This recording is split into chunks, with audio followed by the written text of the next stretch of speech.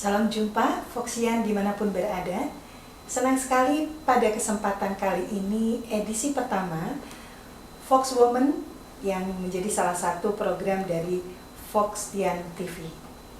Kali ini saya ditemani oleh Ibu Dr. Adriana Elizabeth yang tentunya sudah begitu dikenal luas ya sebagai peneliti pada Pusat Penelitian Politik LIPI. Walaupun pada saat itu Ibu mengawalinya di tahun 1989 sampai dengan 2018.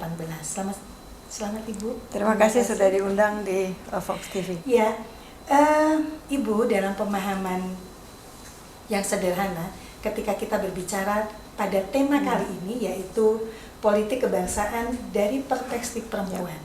Nah, menurut Ibu, mengapa sekarang ada istilah politik kebangsaan dan apa yang membedakan dengan politik-politik lainnya? Kalau dari definisi politik kebangsaan saya belum menemukan sebetulnya apa itu ya istilah itu. Tapi mungkin kita bisa pilah-pilah dari istilah politiknya dulu kemudian kebangsaannya. Jadi politik itu kan bisa diartikan sebagai sebuah ilmu untuk kita mempelajari tentang bagaimana cara-cara mendapatkan kekuasaan. Juga dalam ilmu politik kita bisa mempelajari tentang sistem demokrasi, sistem pemerintahan dan sebagainya. Tapi kemudian juga politik itu ada yang secara realita itu tidak selalu semua hal itu bisa diterangkan secara politik. Jadi itu disebutnya real politics. Nah, kebangsaan sendiri itu kan terkait dengan nasionalisme. Nasionalisme itu sebetulnya juga terkait dengan sejarah dari satu peradaban, satu bangsa. Kemudian juga di situ ada rasa kebersamaan, termasuk kemudian ada rasa kebangsaan, kebanggaan menjadi satu kelompok masyarakat yang berasal dari sejarah yang sama. Nah, dengan itu saya coba memahami politik kebangsaan itu adalah bagaimana sebuah upaya-upaya yang dilakukan baik itu oleh pemerintah maupun oleh masyarakat yang berpartisipasi di dalam politik untuk merawat keberagaman tadi. Nah, di kita itu memang sangat luar biasa ya, keberagaman kita sangat tinggi. Jadi politik kebangsaan itu tentunya diarahkan untuk bagaimana kita bisa bersama-sama membangun kebersamaan, merawat perbedaan itu dengan masing-masing elemen itu berpartisipasi penuh di dalam politik itu sendiri, baik melalui pemerintahan ataupun partisipasi masyarakatnya. Ya, kalau kita lihat, kita balik mundur ya Ibu, menurut data BPJS, keterlibatan perempuan dalam berpolitik ini dihitung ketika tahun 2015 ya, itu baru di angka 17%, ya. Kemudian meningkat 4% di tahun 2019 yaitu menjadi 21%. Nah, tentunya kita berharap di tahun politik 2024 nanti ada peningkatan. Kalau kita lihat kuotanya kan 30% ya Bu, ini masih 21%. Apakah ada harapan bahwa kita sebagai perempuan akan bisa memenuhi harapan kita tentunya lebih dari itu? Menurut Bu Adriana seperti apa harapan itu? Kalau dari data BPJS menunjukkan memang ada peningkatan partisipasi perempuan dalam politik, tapi tentunya angka 30% itu bukan angka absolut. Jadi itu angka yang ditetapkan karena melihat bahwa peran perempuan memang masih sangat sedikit. Untuk mendorong bisa memenuhi kuota 30% itu juga bukan perkara yang mudah. Karena apa? Karena ada faktor budaya di situ. Ada budaya memang tidak membiasakan perempuan itu tampil di publik, bahkan menjadi pemimpin misalnya, itu kita perlu paham itu. Kemudian juga perempuan itu belum diberikan akses yang maksimal untuk bisa mencapai posisi-posisi dalam politik. Kecuali misalnya mereka yang punya darah politik ya, artinya orang tuanya ada di politik, saudaranya di politik dan sebagainya. Mungkin kalau kembali ke masa Orde Baru kita tahu ada istilah AMPI ya, anak menantu ponakan istri. Nah, itu kira-kira yang kemudian bisa membawa perempuan itu ke akses-akses di politik.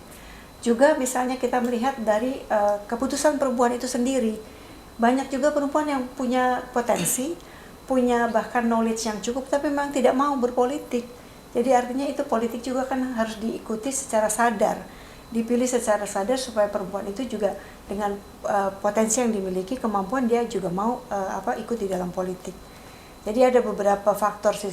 Jadi sekali lagi kalau tidak terpenuhi memang ada hal-hal itu, tapi kalau lebih dari 30% pun tidak ada masalah sebetulnya. Jadi yang tadi Ibu sebutkan itu kendala-kendala ya, Ya. Bu. Sebagian kecil dari banyaknya kendala bagi perempuan untuk terlibat di dalam dunia politik. Nah, menurut Ibu dari kendala-kendala yang ada, seberapa besar kendala yang justru muncul bukan dari perempuannya, tetapi dari pria, mungkin diskriminasi atau hal-hal lainnya, sehingga itu menyebabkan lambatnya untuk terpenuhinya kuota 30%. Ini faktor eksternal ya? Iya. Saya kasih contoh sederhana saja ya Bu. Misalnya perempuan itu ingin berpolitik, tapi dia diminta untuk bisa melakukan fungsi-fungsi yang lainnya sebagai ibu harus baik, berpolitik harus baik. Itu nggak mungkin. Jadi juga harus ada kesadaran dari pihak eksternal, terutama kalau ibu itu sudah berkeluarga ya, dari pasangan atau dari anggota keluarga juga untuk memberikan dukungan. Karena nggak bisa perempuan menjalankan semua fungsinya itu dengan maksimal. Karena memang pilihan-pilihan itu kan juga ada tanggung jawab yang harus dibuktikan, tapi juga kalau dibatasi dengan perempuan harus bisa ngurus rumah dengan baik, harus bisa berpolitik dengan baik, menurut saya itu tuntutannya terlalu tinggi. Jadi dari lingkungan eksternalnya itu juga harus paham bahwa kalau dia bisa ikut di dalam bidang politik ya dia harus memang betul-betul didukung. Jadi tidak bisa kemudian malah dibebani gitu. Jadi tidak akan mungkin perannya maksimal kalau menurut saya. Tuntutannya jadi lebih berat daripada ketika Sangat berat kalau pria harus itu semuanya ideal ya. Jadi itu memang pilihan-pilihan itu juga harus difahami bahwa harus tetap mendapat dukungan dari keluarga misalnya, atau dari pasangannya, bahkan juga dari anak-anak gitu. dari lingkungan Dari juga lingkungan, ya, Bu, ya, betul. Nah, jika kita melihat bahwa dari sejarah yang kita sudah lalui, perempuan ternyata di Indonesia juga kita pernah punya presiden perempuan ya, Ibu, yang didahului beliau sebagai ketua umum sebuah partai. Artinya beliau berpolitik, kemudian berhasil mengantarkan beliau kepada kursi kepresidenan sebagai presiden yang dalam hal ini Ibu Megawati. Nah, Ibu melihat hal ini sebetulnya sudah menjadi pengakuan di dalam dunia politik Indonesia bahwa perempuan berpolitik itu ada tempatnya. Tapi sejauh mana Ibu melihat apakah ini tadi termasuk politik karena garis keturunan atau karena apa? Ya, itu satu pembuktian dari yang saya sampaikan sebelumnya ya, bahwa memang ini salah satu contoh bahwa perempuan bisa berpolitik karena juga akses dari orang tua yang juga pernah berpolitik secara luar biasa ya. Nah, di negara lain juga seperti itu gitu. Tapi juga menurut saya ini satu bukti bahwa memang perempuan bisa menjadi pemimpin. Tapi juga ada persoalannya ketika kemudian ada tuntutan bahwa pemimpin perempuan harus berbeda dalam bidang apa misalnya. Kalau menurut saya menjadi pemimpin itu sama kriterianya. Dia tetap harus punya knowledge yang cukup, harus punya pengalaman yang cukup, dan juga harus bisa menjadi leader dari kelompok itu, atau kalau menjadi presiden Indonesia ya bisa memimpin bangsa ini. Nah, kalau kemudian kita berharap misalkan presiden perempuan misalnya kemudian harus membantu perempuan-perempuan itu lebih berdaya misalnya, itu tidak bisa selalu seperti itu faktanya, karena yang diurus pasti banyak, bukan hanya soal perempuan kalau sudah menjadi presiden gitu. Nah, itu sebetulnya juga satu yang menurut saya bisa menjadi presiden itu juga satu pembuktian bahwa perempuan mampu, tapi tidak otomatis itu merepresentasi bahwa semua persoalan perempuan akan diselesaikan ketika presidennya atau pemimpinnya juga seorang perempuan. Ya. Selain itu kita lihat makin ke sini 2 kabinet berikutnya itu, Bu, banyak juga perempuan yang terlibat. Kementerian ya, Bu, ada beberapa menteri yang perempuan.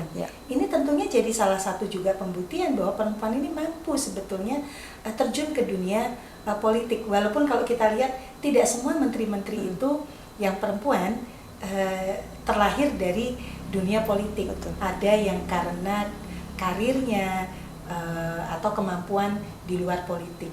Nah, Ibu melihat ini sebagai bagian dari politik perempuan atau kemampuan dia di dalam mengelola kalau istilahnya mengelola leadershipnya atau sebagai pengakuan prestasi atas pekerjaan mereka. Kalau kita melihat bahwa politik itu adalah juga membicarakan sistem pemerintahan, di dalam sistem pemerintahan itu kan tidak harus seluruhnya orang yang latar belakangnya politik. Yang non politik pun bisa masuk. Bahkan politik itu bisa mengatur semua, bisa mengatur bisnis, bisa mengatur dokter, ekonom dan semuanya gitu. Nah, itulah orang-orang yang duduk di dalam pemerintahan.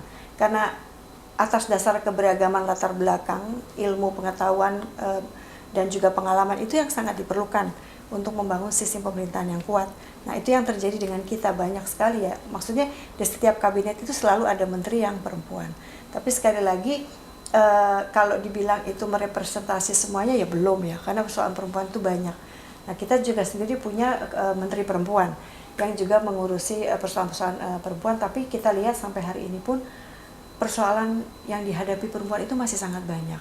Diskriminasi dalam misalnya dalam berpartisipasi itu juga masih terasa. Kemudian juga masalah kekerasan dalam rumah tangga. Dan masih banyak sekali akses yang tidak dipunyai oleh perempuan secara sama dengan laki-laki misalnya. Jadi menjadi menteri itu bisa memang membuktikan pembuktian bahwa perempuan itu memang mampu. Tapi sekali lagi karena persoalannya memang sangat banyak, jadi kita juga harus realistis melihat bahwa tidak semua kemudian bisa diharapkan lebih baik ketika pemimpinnya juga adalah seorang perempuan. Nah, Ibu sebagai perempuan ini ya, bagaimana menurut Ibu ketika dihadapkan pada politik kebangsaan, menurut Ibu ini pada dewasa ini, akhir-akhir ini seperti apa? Pandangan Ibu, apakah ini jadi memperkuat persatuan dan kesatuan bangsa kita, atau kemudian akan muncul politik identitas karena tadi ada dikotakan lagi kalau sudah berkebangsaan itu, Bu? Ya, identitas itu sebenarnya sangat logik ya, karena semua orang itu eksistensinya itu karena identitas dia ya. Nah, identitasnya sendiri itu tidak statik. Identitas itu bisa sifatnya multi identitas. Karena kita lahir sebagai individu kita, kemudian kita lahir dari daerah mana, kita dari suku mana, kita agamanya mana, bahkan sebagai bangsa Indonesia kita semua punya multi identitas. Nah, persoalannya adalah karena keberagaman itu harus dijaga. Karena keberagaman itu juga ada potensi perbedaan. Nah, perbedaan itulah yang menurut saya harus dirawat, dijaga supaya jangan menjadi potensi konflik. Nah, itu menurut saya yang lebih harus dikedepankan. Nah, kembali kalau bicara politik, dalam kenyataannya itu identitas itu justru bisa digunakan untuk kepentingan politik. Nah, kalau digunakannya dalam tanda petik untuk hal yang positif nggak ada masalah. Tapi kalau itu menimbulkan pertentangan, kemudian menjadi kemudian masyarakat menjadi terpolarisasi. Nah, itulah penggunaan identitas dengan cara-cara yang tidak baik gitu. Nah, di sini memang menjadi persoalan untuk bangsa Indonesia terutama yang sangat plural, sangat beragam, untuk menjaga perbedaan itu memunculkan yang baik, yang positif, karena berbeda itu tidak bisa disamakan. Berbeda itu hanya bisa dimengerti, kemudian dicari mana yang masih bisa disesuaikan. Nah kemudian dalam karena saya backgroundnya international relations ya, jadi ada satu perspektif yang disebut dengan global international relations. Itu ada satu perspektif yang sifatnya multiplex. Multiplex itu kita bayangkan sebagai sesuatu yang berlayer, atau kalau bayangkan kita dalam satu studio ya, itu kan ada studio 1, studio 2, studio 3. Nah, seperti itulah keberagaman itu. Jadi memang ada yang berbeda dari kita, tapi bukan berarti kemudian kamu adalah musuh saya. Nah, hanya persoalannya tadi menghargai perbedaan itu, menerima itu apa ada dengan cara-cara yang positif, supaya perbedaan itu tidak menimbulkan konflik. Nah, kelihatannya Indonesia yang sangat beragam ini butuh skills, karena merawat keberagaman itu juga butuh skill, butuh keterampilan. Tidak bisa itu otomatis beres. Sesuatu yang berbeda itu pasti akan menimbulkan riak-riak. Jangankan konflik, kita dalam satu kerjasama aja sering ribut. Ya, betul. Apalagi kalau ada potensi berbeda kita besar-besarkan. Nah, ini menurut saya kalau saya sedikit berlari ke persoalan konflik ya. Itu sebenarnya peran perempuan banyak sekali di isu-isu perdamaian. Perempuan itu bisa tampil bahkan di perang yang sangat luar biasa, penuh dengan kekerasan, perempuan itu bisa muncul di tempat itu mengatakan berhenti berperang, mari kita duduk bicara bersama misalnya. Itu banyak peran perempuan di hal-hal itu. Termasuk kalau saya sedikit bercerita tentang sejarah kenapa kita bicara tentang prinsip-prinsip hak asasi manusia. Yang mendorong HAM itu dijadikan sebuah prinsip universal itu adalah para perempuan. Jadi bicara politik itu, kalau kita bicara tadi yang saya bilang, ada memang peran-peran yang harus disampaikan secara terbuka di publik, tapi banyak perempuan sebetulnya yang terlibat itu, tapi behind the scene istilahnya.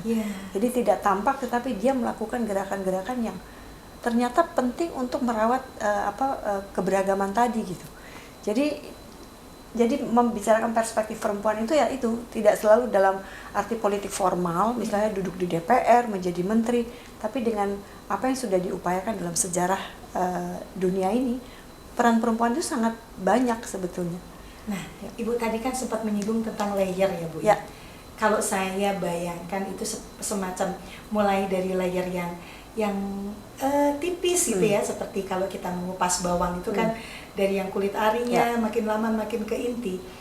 Itu keterlibatan masyarakat sipil ini kan mulai dari layer yang paling kecil.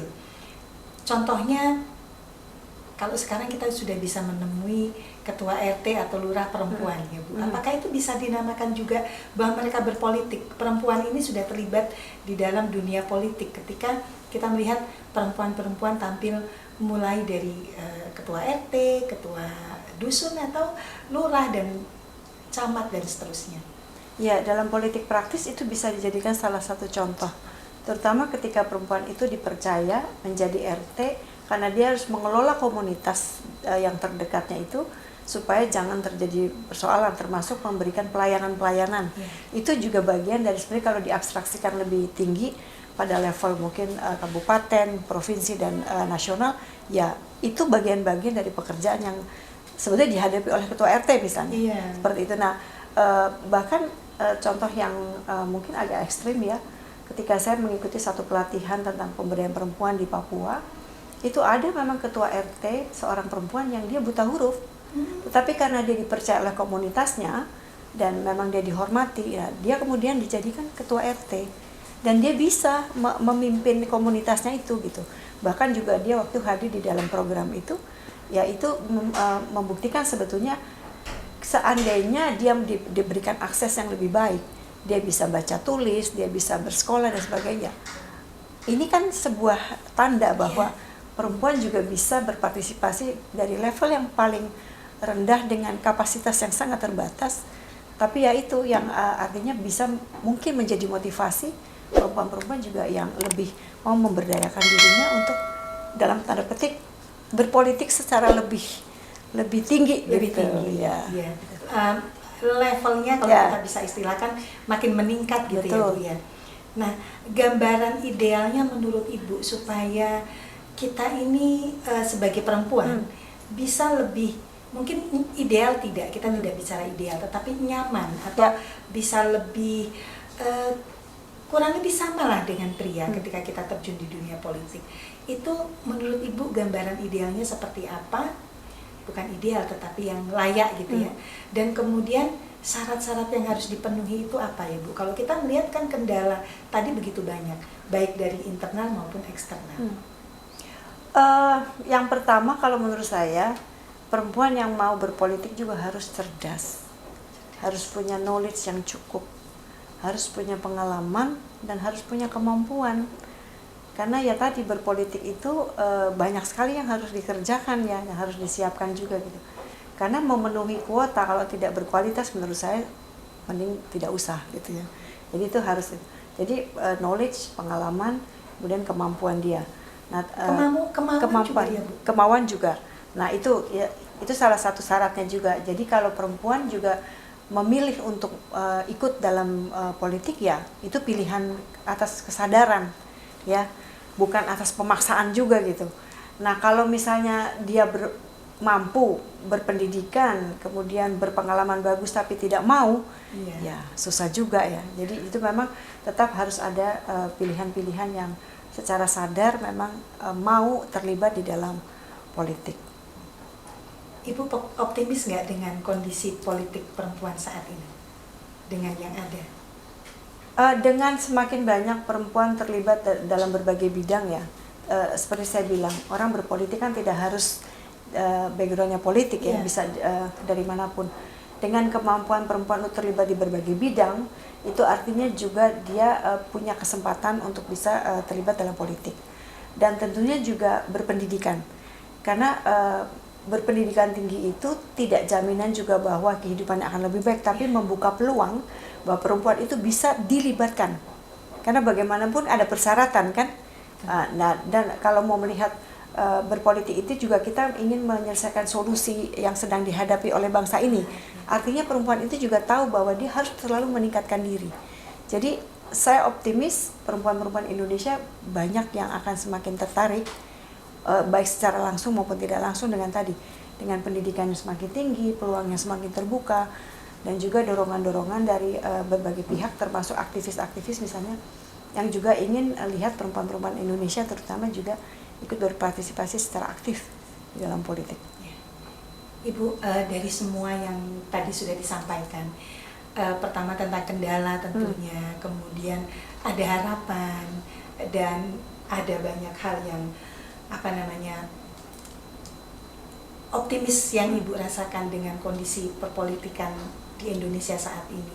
Tentunya harapan Ibu secara khusus kepada perempuan itu untuk supaya bisa terlibat lebih aktif dalam ikut di dalam politik berkebangsaan ini. Sebagai penutup tentunya Bu, apa saja yang menurut Ibu kita harus pahami, kita harus siap sebetulnya, harus lebih siap menghadapinya? Karena background saya politik, jadi saya merasa bahwa kalau mau berpolitik ya harus tahu ilmu politik. Walaupun dia dalam realitanya akan berbeda, tapi bukan berarti yang berlatar belakang ilmu pengetahuan lain tidak bisa. Karena tadi saya bilang politik itu perlu didukung oleh background yang lain, ekonomi, hukum, lingkungan dan sebagainya, supaya politiknya itu sendiri juga berkembang. Itu saja mungkin dari saya. Terima kasih banyak Ibu Adriana.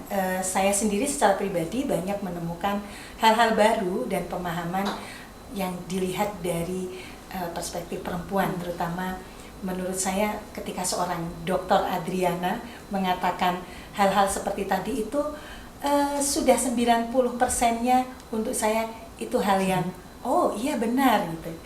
Baik, pemirsa, kita sudahi pada sesi pertama ini tentang bagaimana politik kebangsaan menurut perspektif perempuan, yang tentunya kalau saya boleh simpulkan ada beberapa hal yang disampaikan oleh Ibu Adriana, bahwa ketika kita perempuan ingin berpolitik, pertama kita mesti punya kemauan, karena itu adalah kehendak bebas kita, pilihan kita.